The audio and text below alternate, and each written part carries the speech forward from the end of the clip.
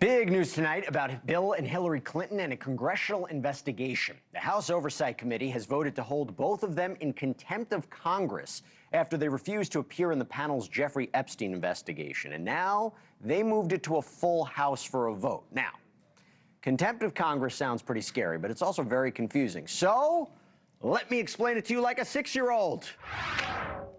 I love that graphic. Yes, again, that is me. Those are my teeth. All right, so here are the 3 things you need to know. First, contempt just means Congress ordered someone to show up or answer questions and they didn't. So those orders are called subpoenas, basically official come talk to us letters. Second, sometimes that really matters. People like Steve Bannon and Peter Navarro, they went to prison for ignoring subpoenas. Others, like Lois Lerner, they didn't, even though they were also held in contempt. And number 3, sometimes this isn't even about jail at all. It could be fines, maybe even in super rare cases. Congress has a special officer that can actually grab you, arrest you, bring you to testify. Bottom line is, it's a legal and political fight over rights, power, who has the ability to talk. So contempt of Congress can mean real punishment, or it can just mean a big Washington standoff. And that is why we got to talk about what's happening next. I want to bring in Josh Schiffer.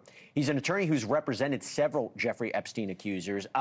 Good to see you. By the way, you're amazing. You've been promoting my show all week. I really appreciate it. I didn't pay you to do that. You just did it because you're super nice. But thank you. And now you're on. Now, do you think that this is going to advance into a full vote and the Clintons will be held in contempt? Because, I mean, so far you have Democrats already voting with Republicans on this. There's a bipartisan effort. So are they going to be held in contempt?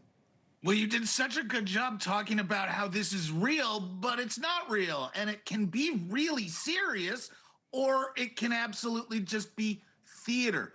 And what we're seeing here, depending on your perspective, it's kind of all of the above. Because, yes, Jim Comer, this committee has the ability to lock people up. We watched Steve Bannon get locked up. We watched Peter Navarro get locked up.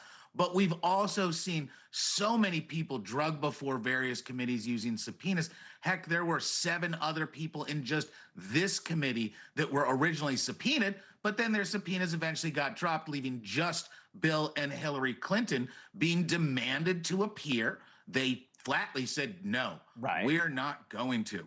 And they didn't. So now there's been a vote.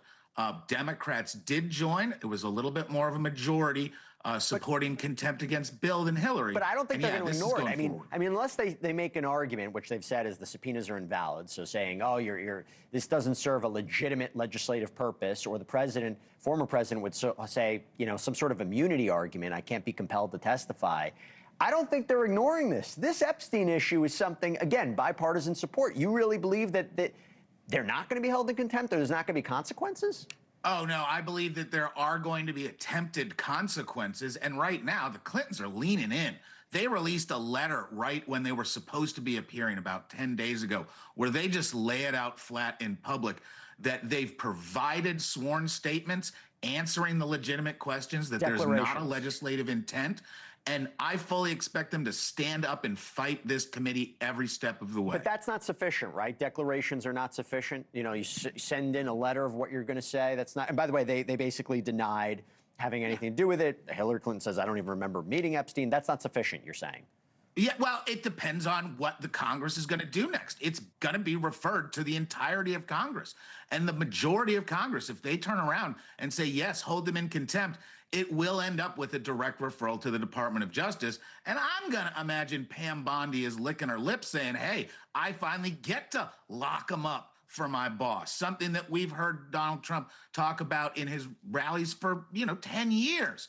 Whether it can pass the entire Congress, who knows? The Democrats seem to have been really supporting, let's have integrity in our system and make people follow the rules. But we're talking about Bill and Hillary Clinton. Well, it's him in those photos, which are quite embarrassing. To be clear, they don't, necessarily directly show any criminal involvement. But I think that's what may escalate this in a way. So you believe, just so I'm understanding, you believe there's a potential they could be held in contempt, and this potentially referred to the DOJ for criminal prosecution, and that might escalate into the next step. They might have a defense, they might try to fight it, but you think that's a possibility? Oh, I think that it's more than a possibility, and I think that the attitude is go forward from both sides. Wow. All right. Well, here you go. Real life example. Josh, thank you so much for taking the time. Really appreciate it.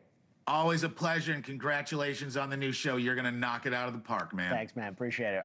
Thank you for watching. Subscribe below and download our NewsNation app right now on your phone, and you will get fact-based, unbiased news for all Americans.